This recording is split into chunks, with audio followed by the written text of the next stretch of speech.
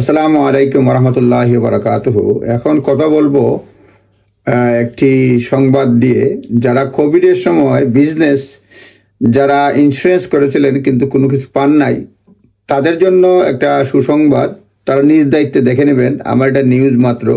সেটা হচ্ছে এই রায়ের ফলে, এটা সম্প্রতি রায় হয়েছে এবং 3রা অক্টোবর 2024 সাল বিভিন্ন মিডিয়ায় আসছে। সেটা হচ্ছে court ruling could unlock insurance help for covid hit business. এবং এই রায়ের ফলে অসংখ্য বিজনেস ইন্স্যুরারের কাছ থেকে টাকা পেতে পারে কোভিডের সময় ব্যবসা বন্ধ রাখার কারণে। কোর্ট অফ আপিল ডিসিশন এটার মামলার রায় নাম হচ্ছে LIEC ভার্সেস RSA। সুতরাং আপনারা নিজ দায়িত্বে দেখে নেবেন। যারা কোভিডের বিজনেস রয়েছে, বিভিন্ন ধরনের বিজনেস রয়েছে, মনে করেন আপনার hospitality business, restaurant, pub, hotel বা event, retail business, leisure and entertainment business, other business, আপনারটা হয় কিনা নিজ দায়িত্বে দেখবেন। এটা লিগ্যাল অ্যাডভাইস নাম যা বলছি। সুতরাং জাস্ট একটা নিউজ দেওয়ার জন্য। এটা নতুন যে রায় হয়েছে, রায়ে increase compensation, thousands of business may now be entitled to receive significantly higher compensation from their insurers. এরপরে যেটা হচ্ছে, many business that previously believe their claim were ineligible may now be encouraged to pursue legal action against their insurer. সুতরাং ইন্স্যুরার সঙ্গে আপনারা খোঁজ খবর নেবেন, পান কিনা। এটা কোভিডের সময় এটা নতুন জাজমেন্ট হয়েছে LIEC। সুতরাং এটার কারণে আগেই বলা হয়েছে, authority initially establish that the litigation may affect up to 3,70,000 policy holder, অর্থাৎ 3,70,000 ব্যবসায়ী এটা পেতে পারে। While the test can concluded in supreme court case. এটা প্রথম দিকে এটা সুপ্রিম কোর্টে 2021 সালে এটা কনক্লুড হয়েছিল।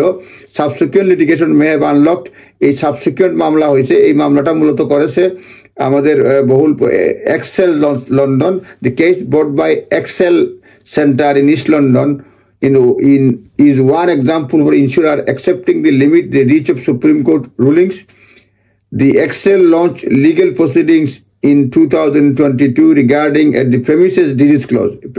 দেখবেন কোন ক্লজ এটা পাইছে আর কি। কারণ এক এক ধরনের ইন্স্যুরেন্সের পলিসি একটু পার্থক্য রয়েছে, সকলে তো এক না। তারপরে দেখবেন নিজ দায়িত্বে at the premises disease clause which covers loss caused by an occurrence of disease at the insured premises। মানে occurrence of disease at the insured premises, এটা পার্থক্যটা নিজ দায়িত্বে দেখবেন। এটা পিওরলি বলতেছি, এটা লিগ্যাল অ্যাডভাইস না। আপনার নিজস্ব লয়ারের সঙ্গে পরামর্শ করে জানবেন আপনি এটার এন্টাইটেল কিনা, এই পান কিনা। তবে এই জাজমেন্টটায় অনেকেই পাবে। এই মামলা যেটা করা হয়েছে, যেটা মানে ক্লেম করেছে সুপ্রিম কোর্টে 2021 সালে একটা রায় হয়ে গেছিল, অনেকেই ইনএলিজিবল ছিলেন। এই রায় যেটা হয়েছে যে ExCeL launch legal proceedings in 2022 regarding its at the premises disease clause which covers loss caused by occurrence of disease at the premises। লসটা কজ হয়েছে, ডিজিজ অকার হয়েছে the premises. This clause are not within the scope of initial test case. এই ক্লজটা initial test কেসে ছিল না। যেটা ছিল disease then were had been an occurrence of disease within the specified radius of insured premises rather than necessary within them. এটা হচ্ছে এই প্রেমিসেসের মধ্যে অকার হয়েছে কিনা। আর যেটা হচ্ছে গিয়া এই আগে যেটা ছিল রেডিয়াস মাইলের মধ্যে ছিল কিনা, একটা নির্ধারিত এলাকার মধ্যে ছিল, এটা প্রেমিসেসের মধ্যে হয়েছে কিনা, এটা নিয়ে এই মামলা।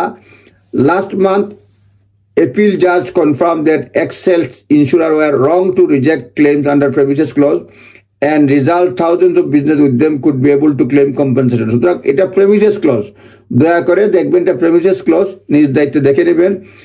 আর যেটা বলছে ফাইন্যান্সিয়াল অম্বুডসম্যান, তারা বলছে confirm that where claim are paid, যেখানে এই ক্লেমে যারা মানে পাবে তাদেরকে 8% interest must be added to the indemnity due under the policy. সুতরাং 8% এখন যারা পাবে তারা 8% করে এই ইন্টারেস্টও তারা চাইতে পারে। সুতরাং এটা তো আছে, আরও মামলা, বিভিন্ন মামলা আসছে এই ব্যাপারে। But the judgment is by no means the end of the matter. Further test case যারা আসতেছে, Court of Appeal starting January could unlock claim for thousands more policyholder insured under non-damage denial access, non-damage denial of access clause। এটা আসতেছে একটা মানে পরবর্তীতে Court of Appeal will also decide whether insurers are entitled to siphon of taxpayers' money paid insured business from furlough support back into the furlough. Court of Appeal দেখবে